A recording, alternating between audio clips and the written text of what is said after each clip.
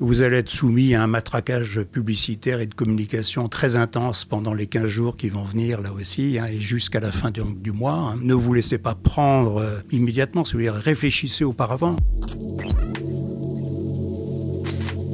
Le Green Friday est un mouvement qui a été créé en 2017 et qui visait donc à dénoncer l'hyperconsommation de façon générale et qui était axé, comme son nom l'indique, plus sur l'opération Black Friday qui vient d'outre-Atlantique, des États-Unis, dans lesquels, autour du Thanksgiving Day, donc il y avait une opération de promotion commerciale intense. Donc, ça engendre un certain nombre de millions de mouvements de cartes supplémentaires, justement de cartes électroniques. Donc c'est une opération commerciale qui fonctionne. Des moins 50, moins 60, moins 70% sont souvent de fausses promotions parce qu'elles se réfèrent justement à des prix qui sont recalculés commercialement, donc qui n'ont jamais été appliqués auparavant.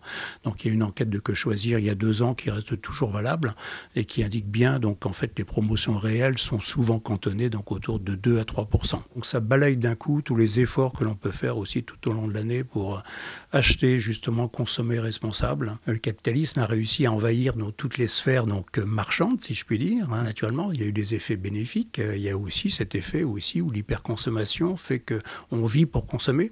Et donc cette matérialisation en fait de la vie est une aberration philosophique, d'abord une aberration comportementale donc également derrière. Il faut revenir donc à des principes plus fondamentaux. On reste une association tout à fait neutre politiquement.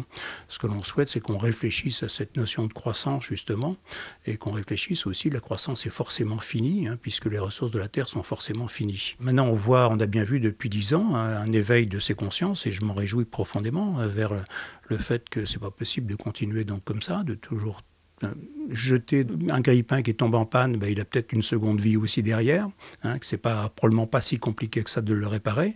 Donc il y a beaucoup de ressources en France qui font ça, beaucoup d'entreprises ou d'enseignes justement qui essayent de surfer aussi là-dessus, qui montrent qu'ils sont plus verts que verts, et on veut lutter justement contre ce greenwashing en dénonçant justement ces pratiques-là. Et la campagne là aussi 2021 sera beaucoup axée donc sur ces solutions, des ateliers justement de sensibilisation du public ou d'apprentissage justement de gestes simples qui peuvent justement donc nous amener à une consommation plus responsable seront menés. Mais ce que l'on dit en même temps chez le Green Friday, il ne suffit pas justement de faire par exemple de l'économie circulaire, de réparer des choses, etc. Il faut savoir où c'est réparé, où c'est acheté, donc aussi les anciens matériaux, où ils sont faits.